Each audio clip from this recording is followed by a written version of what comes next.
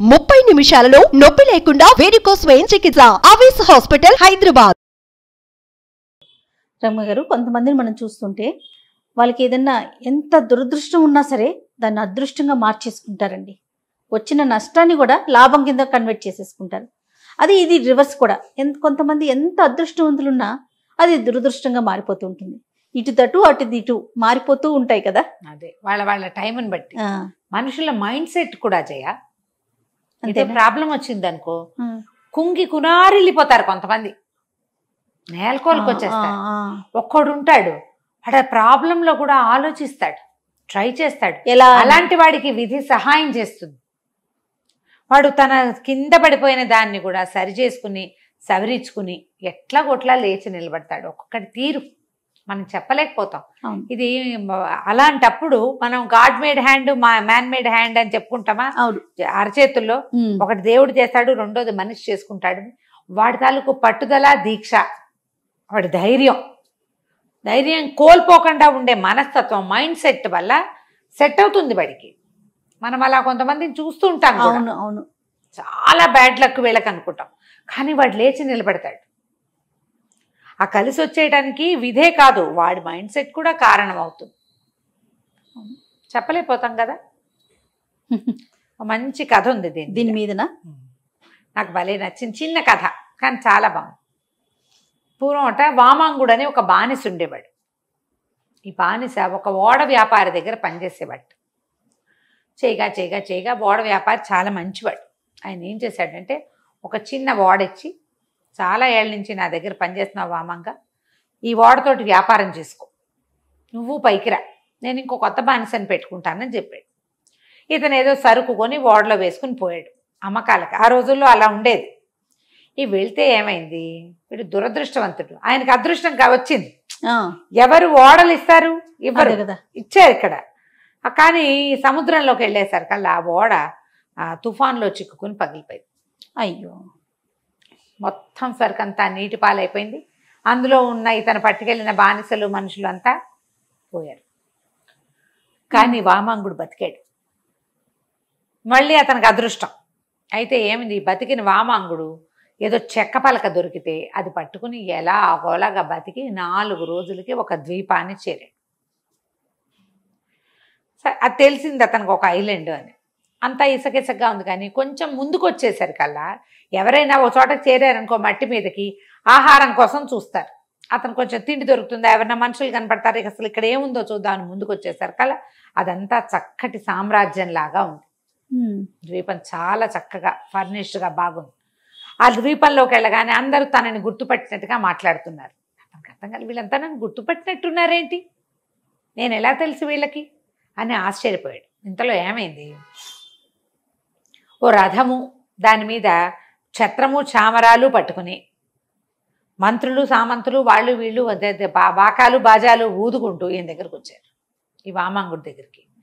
ఆశ్చర్యపోయాడు వామాంగుడు. ఇది నేను బానిసని, ఎలాగో ఓడ వ్యాపారిని అయ్యాను, ఇప్పుడు కాందిసీకుణ్ణి, నా బతుకు, నా దగ్గర ఏం లేదు, వీళ్ళంతా నాకెందుకు ఎదురొస్తున్నారు అనుకుంటే, వాళ్ళందరూ నమస్కారం అండి, బాగున్నారా, రండి రథం ఎక్కండి అన్నారు. చాలా ఆశ్చర్యపోయాడు. ఎవరనుకుంటున్నారో మీరు నన్నంటే, మాకు తెలుసు మీరు విదేశీయులు, ఎక్కడి నుంచో వచ్చారు, పరదేశీ మీరు, అయినా పర్వాలా, ఇవాళ నుంచి మీరే మహారాజు, ఎవరు వస్తారా అని చూస్తున్నాం అన్నారు. అందరికి ఆశ్చర్యపడి, ఇదేమిటి సడన్గా రాజు అయిపోయాను, ఓడకి అధిపతిని అయ్యాను అనుకుంటే దురదృష్టం వెంటాడింది, నీళ్ళల్లో పడిపోయాను. బతికానని అదృష్టం వస్తే ఇప్పుడు ఇంకా మహాదృష్టం, రాజునైపోతున్నా. సరే వెళ్ళాడు వాళ్ళతోటి. వాళ్ళు ఈ 4 రోజుల నుంచి ఓడలో నీళ్ళలో పడి కొట్టుకుంటున్న వాడికి శుభ్రంగా స్నానం చేయించి, కడుపు నిండా భోజనం పెట్టి, సాయంత్రం సభ తీర్చి రాజుని చేశారు. రాజు అయిపోయాడు ఆ ద్వీపానికి. రాత్రికి విందు. ఆ రాత్రి విందులో కూర్చున్నప్పుడు అడిగాడు, ఏమిటి ఈ కథ, ఇలా కొత్తగా వచ్చిన పరదేశం రాజును ఎందుకు చేస్తున్నారంటే, ఈ ద్వీపం ఎన్నేళ్ల నుంచో ఇక్కడ సంపదలు ఉన్నాయి, మాకు పనులు ఉన్నాయి, తిండి ఉంది, అన్నీ ఉన్నాయి, కానీ క్రమబద్ధమైన రాచరికం మాకు లేదు, రాజులు లేరు మాకు, లేక మేము ఏం చేయాలి ఏం చెందకూడదు మాకు తెలియదు, ఏవో రకరకాలుగా చేసుకుంటూ ఉండేవాళ్ళం. అయితే ఒక పరదేశి, ఆయన ఒక మహాముని ఇక్కడికి వచ్చాడు. ఆయన చాలా జ్ఞాని. ఆయన ఇక్కడికి వచ్చి మా రాజ్యపు పగ్గాలు చేపట్టాడు. ఏం చెప్పాడంటే మీలో మీరు ఇలా గొడవలు పడుతూ ఉండకూడదు, మీకు ఒక రాజు ఉండాలి. మీలో ఒకడు రాజు అయితే మిగిలిన వాళ్ళు వాడికి సమాధానం చెప్పాలి, ఎందుకంటే అందరూ సమానమైన వాళ్ళు అక్కడ. అందుకని పరదేశిని రాజుని చేయండి. ఎవడు పరదేశి వస్తే వాడు రాజు అయిపోతాడు. సంవత్సరమే, ఏడాది తర్వాత వాడిని తీసుకెళ్ళి ఈ దేశానికి ఒక మూలగా ఉన్న ఒక అడవిలో వదిలిపెట్టేయండి. ఏడాదే వాడు రాజు. ఎక్కువ కాలం ఉంటే వాడికి మీ మీద ఆధిపత్యం వచ్చేస్తుంది. కొత్త వాడికి ఆధిపత్యం ఎందుకు ఇవ్వాలి? అంతే, ఇవ్వద్దు. ఏటా ఒక కొత్త రాజుని ఎన్నుకోండి అని మాకు బోధించాడు. మేము ఇప్పటికీ ఎంతమందో రాజులను ఎన్నుకున్నాం. ఇప్పుడు ఇవాళ మీరు వచ్చారు అనేసరికి బాగానే ఉంది. కాకపోతే ఏడాది తర్వాత నన్ను ఏం చేస్తారు అని ఈయనకి డౌట్ వచ్చింది. అడవిలో వదిలిపెడతాం అంతే, ఇక మేమేం చెయ్యం, మేము తిండి గిండి ఏమి ఇవ్వం, తీసుకెళ్ళి అడవిలో వదిలిపెట్టేయటమే, మీ చావు మీరు చావడమే, పోతే పోతారు ఉంటే ఉంటారు. అయ్యో, అంతే. ఏడాది రాజభోగాలు అనుభవిస్తారు వీళ్ళు. భోగము ఉంటుంది, అడ్మినిస్ట్రేషన్ నడిపే అవకాశం కూడా ఉంటుంది. ఈ వామాంగుడు బానిసగా పనిచేస్తున్నవాడు. అతనికి ఈ రాజవైభవాలు అవన్నీ అవసరం లేదు, సింపుల్ లివింగ్ వాడు. సరే, రాజు అయిపోయాక ఇక్కడున్న అడ్మినిస్ట్రేషన్ అంతా హ్యాండిల్ చేశాడు. కొంచెం చేశాక ఒక 15-20 రోజుల్లో అతనికి ఏమనిపించింది, రేపు నన్ను ఎక్కడ వదిలిపెడతారో అదేమిటో చూసొద్దాం అనుకున్నాడు. కొంతమందిని అడిగాడు, వాళ్ళు తీసుకుపోయారు. వెళ్తే అక్కడికి చూస్తే పెద్ద అడవి, మనుష్య సంచారమే లేదు. ఆల్రెడీ వదిలిపెట్టబడిన రాజులంతా అవుటా, అంతే, ఇక తిండి లేదు, ఏం లేదు అక్కడ. వీళ్ళకి ఒక 2-3 నెలలుగా రాజు ఎవడు లేడు ఈ రాజ్యానికి. 2-3 నెలల క్రితం వదిలిపెడితే తిండి తిప్పలు ఏమీ లేకపోతే ఏం బతుకుంటారు. కానీ అతనికి ఒకటి తెలిసింది, ఇక్కడ చాలా విస్తారమైన కలప ఉంది, ఎన్ని చెట్లున్నాయో. అక్కడి నుంచి నేల మంచి సారవంతమైంది. సరే, ఇతను ఏం చేశాడు, వారం వారం అక్కడికి వెళ్ళటం మొదలుపెట్టాడు. ఇక్కడ అడ్మినిస్ట్రేషన్ చూస్తూనే ఇక్కడి నుంచి కొంతమంది సైనికుల్ని తీసుకెళ్ళి అక్కడ వ్యవసాయం మొదలుపెట్టించాడు. చెట్లన్నీ కొట్టించి బిల్డింగ్లు ఏవో నిర్మింపజేశాడు, భవనాలు ముందుగానే రెడీ చేసుకుంటున్నాడు. అక్కడి నుంచి ఓ పక్కన మంచి సారవంతమైన నేల, వ్యవసాయం మొదలు పెట్టేశాడు. మరి అక్కడ పని చేయటానికి రోజు ఇక్కడి నుంచి ఎవరు వెళ్తారు, ఓ గుంపుని సమూహాన్ని పట్టుకెళ్ళి అక్కడ పడేశాడు పని చేయటానికి. మెల్లిగా వాళ్ళు అక్కడ ఉండేసరికల్లా వాళ్ళ చుట్టాలు ఈ ఊళ్ళో ఉన్న వాళ్ళు ఏం చేస్తారు, మెల్లిగా అడవిలో రాజ్యానికి వెళ్ళడం మొదలు పెట్టారు.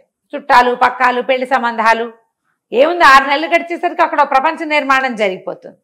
అక్కడి నుంచి పెద్ద పెద్ద వాళ్ళు, ఇప్పుడు శిల్పులు, వాళ్ళు బిల్డింగ్ కట్టడానికి ఇక్కడి నుంచి కల పని చేసే వాళ్ళంతా వెళ్ళాలా. ముందు చెట్లు కొట్టేవాళ్ళు మాత్రమే వెళ్ళారు. తర్వాత చెట్లు కోసేవాడు వెళ్ళాడు. కొట్టేవాడు, కోసేవాడు అక్కడే ఉండిపోయారు. హాయిగా ఫ్రెష్ ఎయిర్, కొత్తగా పంటలు, తొలి పంటలు మహారుచి, ఉండిపోయారు. క్రమంగా ఏమైంది, అక్కడ పూర్తిగా ఒక నగర నిర్మాణం జరుగుతూ ఉంది, అమరావతిలాగా. సరే, సంవత్సరం అయిపోయింది. ఏడాది అయిపోగానే రాజుగారిని మిమ్మల్ని రేపు పంపించేస్తామండి అన్నారు. అలాగే అన్నాడు హ్యాపీగా. ఈయన్ని పంపించడానికి వచ్చిన అధికారులు నిర్ఘాంతపోయారు. ఇదేది అడవేది, ఇక్కడ ఒక నగరం ఉంది. వాళ్ళు ఆ నగరం అంతా తిరిగి చూశారు.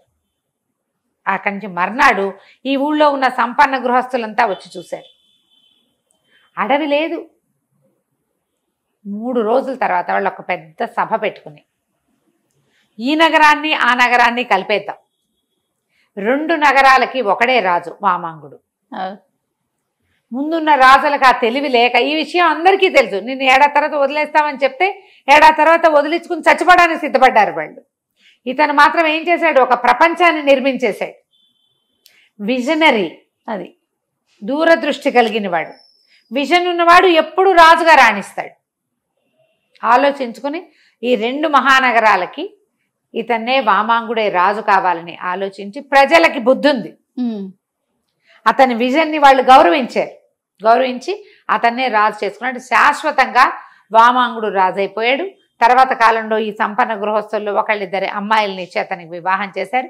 అతని సంతానం రాజులయ్యారు. ఆ తర్వాత అతనిదే ఇక్కడ రాజ్యాధికారం కూడా అయిపోయింది. 2 మహానగరాలు కథ కంచికి మనం ఇంటికి. ఎంత తెలివిగా చూడండి. నమస్తే. నమస్తే.